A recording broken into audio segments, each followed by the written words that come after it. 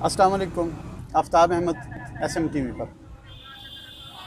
आज एक ऐसी शख्सियत से हम मिलने जा रहे हैं जिनका ताल्लुक एबटाबाद से है, हज़ारा की सरजमीन से है। एबटाबाद से इनका ताल्लुक 1990 की दहाई से इन्होंने अपना एक फ़नी कैरियर शुरू किया। उसके साथ साथ इन्होंने एक ऐसी इदारे की बुनियाद रखी जिसकी ज़रूरत मुआशरे के हर फ़र्द को है। इनका तारफ़ अगर मैं बोलना चाहूँ तो बहुत से ऐसे अल्फाज हैं जो शायद इनकी शान में कम हो जाएं। मिलनसार, इंतहाई उम्दा लहजे के मालिक, बाबा सहाफ़त भी मैं इनको कह सकता हूँ एबटाबाद के। इन्होंने जब लिखना शुरू किया तो कमाल लिखा, जब बोलना शुरू किया तो कमाल बोले, जब किसी भी शोबे में रहे तो अपनी जो है फ़न हरफत मनवाई। मेरी मुराद अजमल वहीद खुशी साहब से है। अजमल वहीद खुशी साहब को मैं यूँ कहूँगा कि ब्लड डोनर सोसाइटी के एबटाबाद में एक जानी मानी शख्सियत। जब कभी भी एबटाबाद में ब्लड का कोई प्रॉब्लम हो जाता, जब कभी भी कोई ब्लड की ज़रूरत पड़ती, 2005 के ज़लज़ले में देख लें, जब हमें ज़रूरत पड़ी तो अजमल वहीद को याद किया गया। अजमल वहीद जो कि एक जीता जागता इंसान हमारे साथ मौजूद, और उन्होंने एक अपना नाम रकम किया। मैं उनसे मुल्तमिस हूँ कि आज वो हमारे साथ मौजूद हैं और अपनी मुतल्लिक़ कुछ बताएं कि इन्होंने अपना फ़नी कैरियर कैसे शुरू किया, कब इन्होंने तालीम ख़त्म की और कब इस सिलसिले में आ गए और इसको मज़ीद आगे चलाया। जी अजमल वहीद साहब। बिस्मिल्लाहिर्रहमानिर्रहीम। मैं अजमल वहीद खुशी आपसे मुखातिब हूँ। सबसे पहले मैं हज़ारा के तूल व अर्ज़ में बसने वाले अपने बहन भाइयों को सलाम पेश करता हूँ, और उसके बाद मैं SMTV का शुक्रगुज़ार हूँ कि उन्होंने मुझे इस काबिल समझा कि मेरे साथ एक नशस्त रखी। मैंने 1989 में जब मैट्रिक का बोर्ड का एग्ज़ाम दे के मैं कराची गया था घूमने के लिए, तो उस वक्त अपने समाजी सफ़र का आगाज़ पाकिस्तान की नहीं बल्कि दुनिया की अजीम तरीन शख्सियत अब्दुस्तार ईदी साहब के हाथों समाजी सफ़र का आगाज़ किया था। ख़ुद उन्होंने मुझे उस ज़माने में एबटाबाद भेजा था, ईदी सेंटर एबटाबाद में बतौर रज़ाकार उन्होंने मुझे ख़ुद भेजा था, और फिर वहाँ से इंसानियत की खिदमत का सफ़र शुरू किया। स्टार्ट में ईदी सेंटर में रह के हमने अपने हज़ारा के तूल व अर्ज़ में बहुत खिदमत पेश की। हमने लवारिस मरीज़ों को अस्पतालों में संभाला, लवारिस मैतों को दफनाते रहे, गुमशुदा बच्चों को घरों में पहुंचाते रहे। इसके अलावा एम्बुलेंस सर्विस के ज़रिए हज़ारा के तूल व अर्ज़ में हम मरीज़ों को और दूसरी सर्विसेज हम पेश करते रहे। उस वक्त हज़ारा में एम्बुलेंस सर्विस का कोई भी नेटवर्क मौजूद नहीं था। जिस ज़माने में हमने इसका आगाज़ किया था, अल्हम्दुलिल्लाह ईदी सेंटर एबटाबाद को स्टार्ट करने में भी मेरा हाथ है, और ईदी सेंटर हरीपुर में भी मैंने बहुत काम किया, ईदी सेंटर टेक्सला में भी। फिर उसके बाद जो है ना ईदी सेंटर का नेटवर्क बढ़ता रहा और हम खिदमत करते रहे। बेशुमार वहाँ पे भी मेरे साथ लोग एज ए वॉलंटियर काम करते रहे, और हमारी टीम ने बहुत हज़ारा के तूल व अर्ज़ में खिदमत पेश की। फिर उसके बाद एक ज़माना आया 90s में ही जो है ना मैंने अपनी एक तंजीम की बुनियाद रखी, और वहाँ पे हमने फ्री डिस्पेंसरी का आगाज़ किया। फिर उसके बाद साथ हमने थैलेसीमिक बच्चों के लिए काम शुरू कर दिया और आम मरीज़ों के लिए काम शुरू कर दिया, जिसमें सबसे ज़्यादा हमने ब्लड डोनेशंस पे काम किया। खून का उस ज़माने में खून की एहतियात देने में लोग बहुत ज़्यादा घबराया करते थे, चूँकि इतना मुआशरे में अवेयरनेस मौजूद नहीं थी। उस ज़माने में हमने जो इंस्पायरेशन ली वो हमारे एबटाबाद में साजिद अवान साहब और शेख निसार लोगों की एक तंजीम काम कर रही थी उससे पहले। उसके बाद जो है ना खुशी ट्रस्ट ने उनकी जगह ली, और मेरे साथ खुशी ट्रस्ट में बहुत से नौजवान रज़ाकार शामिल होते रहे और फिर ये काफ़िला बनता गया। और लेकिन सबसे पहले जो है ना, हमेशा मैंने अपनी जान का नजराना पेश किया, अपनी जान का सदका पेश किया। यही वजह है कि हज़ारा के तूल अर्ज़ में सैकड़ों लोग, सैकड़ों नौजवान मुझे देखते देखते जो है ना खून के अतिया के रज़ाकार बने और फ़ी सबिलिल्लाह लोगों को खून अतिया करते रहे। ये सफ़र आगे चल के फिर हमने एक डेंटिस्ट्री बनाई थी। डेंटिस्ट्री के शोबे में भी बहुत हमने काम किया और तकरीबन अपना ज़ाती जो खून के एहतियात हैं वो मैंने 100 से ज़्यादा दफ़ा ब्लड दिया, जिसकी वजह से बहुत से हज़ारा के नौजवान इस फील्ड में आए। अजमल वहीद साहब, खुशी आपका तखल्लुस हुआ, ये तखल्लुस आपको सरकार की तरफ से मिला या अपनी खुशी से खुशी रख लिया? नहीं, बात यह है कि खुशी ट्रस्ट के नाम से उस ज़माने में हमने एक ऑर्गेनाइजेशन बनाई थी जिसका एक छोटा सा ऑफिस हुआ करता था, जहाँ पे हम सारे दोस्त मिल बैठते थे, दिन में अपने काम करते थे और शाम को वहाँ पे हम बैठते थे। और जहाँ वहाँ पे जब हमारे पास कोई आया करता था जी कि मुझे ब्लड चाहिए, तो हम वहाँ पे बैठे हुए जो दोस्त थे वो हम उठ के, वो अगर अपने दोस्तों में से किसी का वो ग्रुप होता तो हम उसे वो ब्लड दे दिया करते थे अपने दोस्तों में से। नहीं तो उस ज़माने में मोबाइल तो था ही नहीं, आम टेलीफोन हुआ करते थे और वो भी बड़े रेयर हुआ करते थे। तो हम उठ के फिर गली मोहल्लों में, बाज़ारों में जानने वाले दुकानदार लड़कों के पास जाते कि जी हमें ब्लड चाहिए, और हम बाज़ारों में जाके दुकानदारों, सेल्समैन लड़के जो दुकानों पे होते थे उनसे बाकायदा बनफ्स नफीस खुद पैदल जाकर, गाड़ियाँ भी नहीं थी उस ज़माने में हम लोगों के पास, तो पैदल जाके तो हम ब्लड ढूंढते थे। बाज़ औक़ात तो ऐसे भी हो जाता था कि हमें आधी आधी रात तक भी एक मरीज़ के लिए एक बैग ब्लड अरेंज करने में टाइम लग जाता था।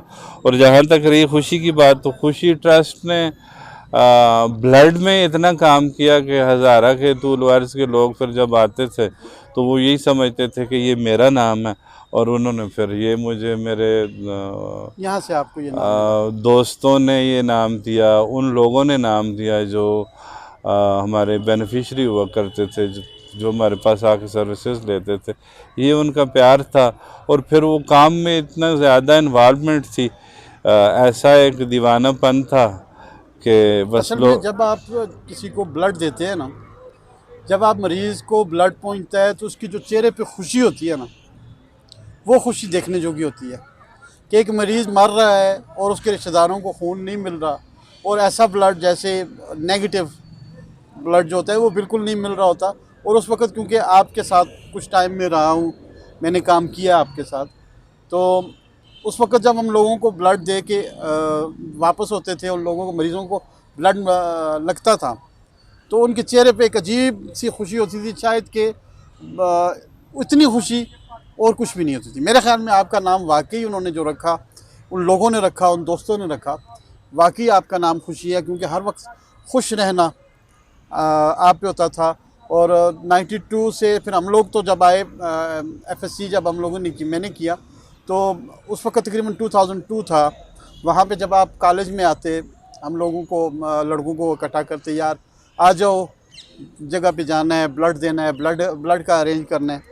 तो उस वक़्त हमारा आपसे तारुफ़ हुआ, और देखते ही देखते लोगों को ब्लड कैसे अरेंज करना और उसका कैसे ये काम करना, इसके ऊपर हम लोग आपके साथ जाते थे।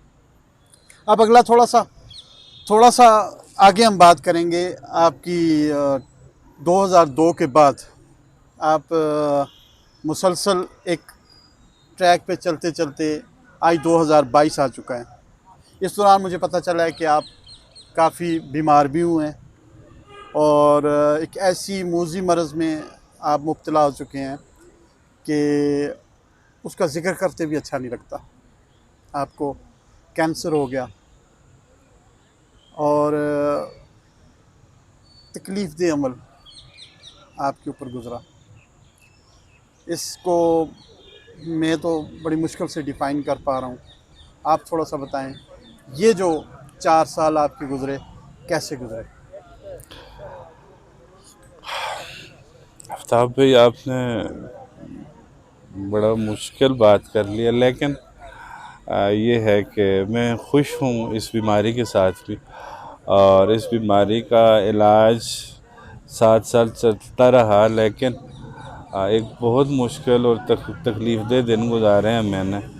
बल्कि एक वक्त में तो मेरी यादाश्त भी चली गई थी तकलीफ़ की वजह से। लेकिन अल्लाह का शुक्र है कि मैं अब बहुत बेहतर हूँ। और आपके साथ एक और बात शेयर करता चलूँ कि मेरी अपनी मेरी रेडियो थेरेपी का अमल बड़ा तकलीफ़ दह गुज़रा। अभी भी मैं उस तरह 100% ठीक नहीं हूँ, लेकिन शौकत खानम हॉस्पिटल में इलाज के दौरान भी मैं ख़ुद व्हील चेयर पर होता था या बेड पे होता था। तो मेरे करीब से अगर कोई मासूम बच्चा किसी व्हील चेयर पे गुज़रता तो मैं उसे रोक के उसके साथ बातचीत करता। फिर मेरे पास अगर कोई बिस्किट का पैकेट होता मैं वो उसे दे देता, या उसके साथ हंस बोल के तो कभी 100 रुपया दे दिया, कभी 500 रुपया दे दिया, कभी 100 दे दिया, कभी 50 रुपये दे दिए। तो ऐसे बहुत से बच्चों के साथ शौकत खानम हॉस्पिटल में दोस्ती हुई कि एक बच्ची अफ़गानिस्तान की एक बच्ची के साथ दोस्ती। वो बच्ची फ़ारसी बोलती थी और मैं उर्दू बोलता था, और उसको मेरी समझ नहीं आती थी, लेकिन ये था कि उसके साथ रिश्ता कोई ऐसा था कि हम एक दूसरे को बात समझा भी लेते थे, मनवा भी लेते थे। तो उस बच्ची की एक स्टोरी मैंने फ़ेसबुक पे लिखी थी कंप्लीट उसकी। मेरी तरह वो भी 14 माह के बाद जब अपनी वालदा से मिलने गई थी तो उसको खुशी दीदनी थी, और मैं भी 10 महीने के बाद पहली दफ़ा अपनी वालदा से मिलने एबटाबाद आया था। लेकिन मैं खुश हूँ कि अल्लाह अब भी मुझसे काम ले रहा है, और समाजी काम हॉस्पिटल में बीमारी के दौरान भी अगर कभी मुझे किसी ने फ़ोन कर दिया जिसको पता नहीं था कि वो बीमार है, तो मैं लाहौर से भी ब्लड रेंज का मोबाइल फ़ोन पे करके तो उस मरीज़ के हवाले डोनर कर दिया करता था। अपने डोनर्स को मेरा बहुत सलाम। एबटाबाद में हमारे एक दोस्त हैं यासिर रशीद साहब, रहीम गुल कुरैशी साहब, और बहुत से नाम हैं जिन नेमत नवाज़ साहब हमारे दोस्त थे, उन्होंने बहुत काम किया। वैसे तो ये है कि आज दौर कमर्शलाइज हो चुका है। बहुत से लोग ये दावा कर नज़र आते हैं जी कि हम ब्लड डोनेशंस पे काम कर रहे हैं, लेकिन जो मुश्किलात हमें आती थी वो आज इन लोगों के पास नहीं है। अब थोड़ा सा ये है कि शऊर आ चुका है अवाम में, और लोग खून देना चाहते हैं। लोग जाते हैं हॉस्पिटल्स में, रज़ाकाराना खून के एहतियात दे रहे हैं, और इस बात की बहुत खुशी है मुझे कि अब आसानियाँ पैदा होती जा रही हैं।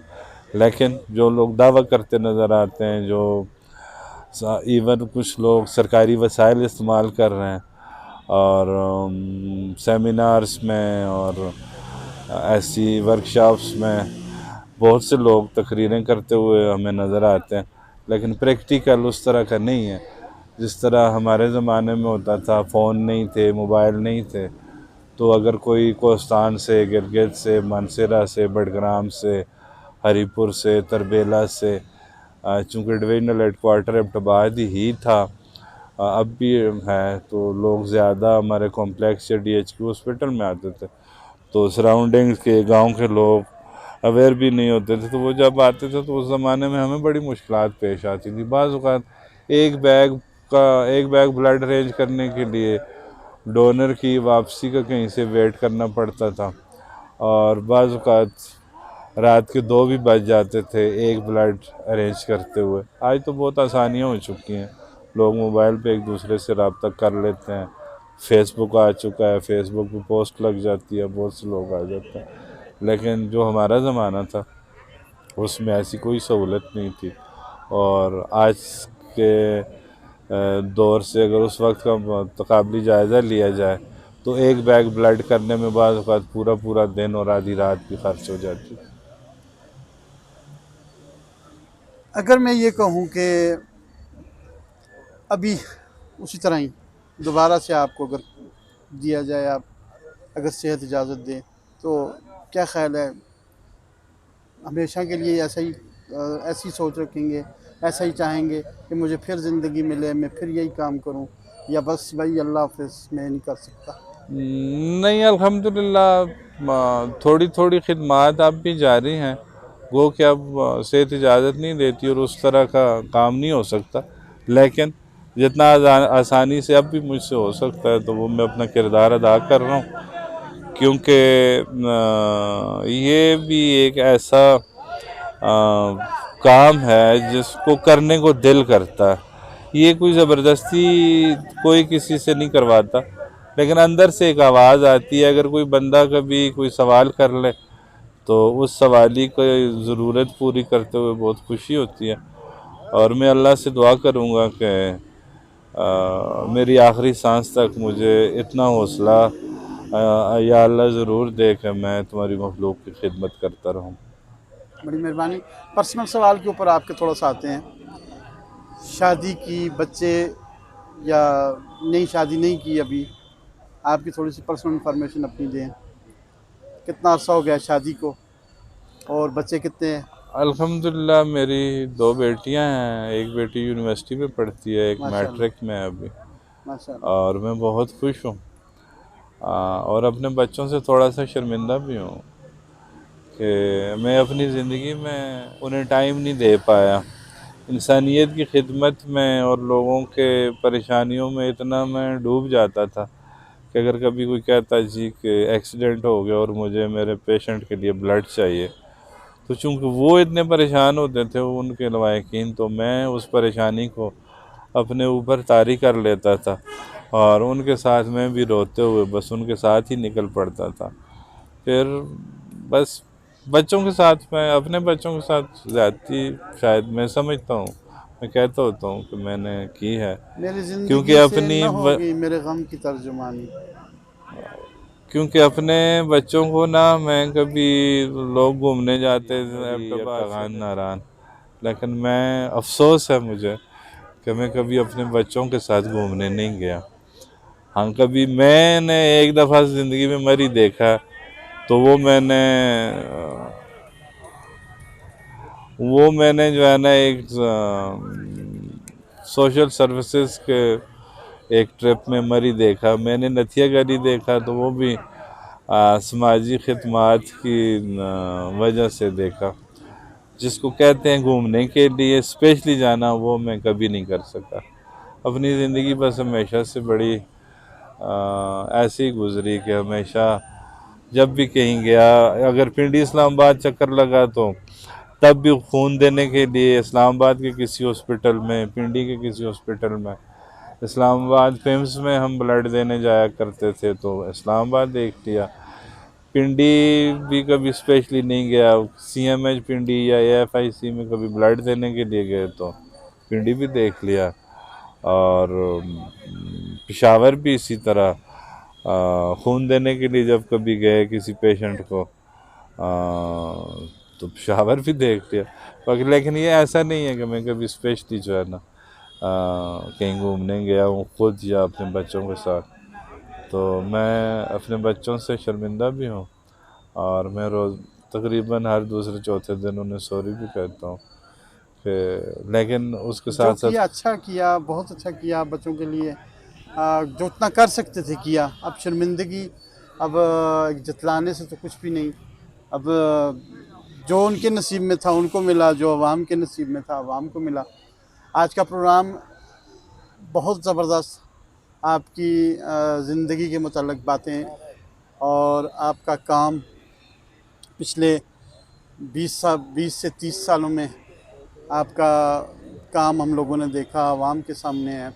और इसको अगर मैं यूँ कहूँगा कि एबटाबाद के ईदी, अगर आपको ख़िताब मिलता तो मेरे ख़्याल में एबटाबाद का ईदी आपको ख़िताब दिया जाता कि यहाँ पे जितनी सर्विसेज आपने प्रोवाइड की, और वॉलंटियर इसमें आपने किसी से कोई 1 रुपया भी चार्ज नहीं किया। तो थैंक यू एबटाबाद की तरफ से आपके लिए।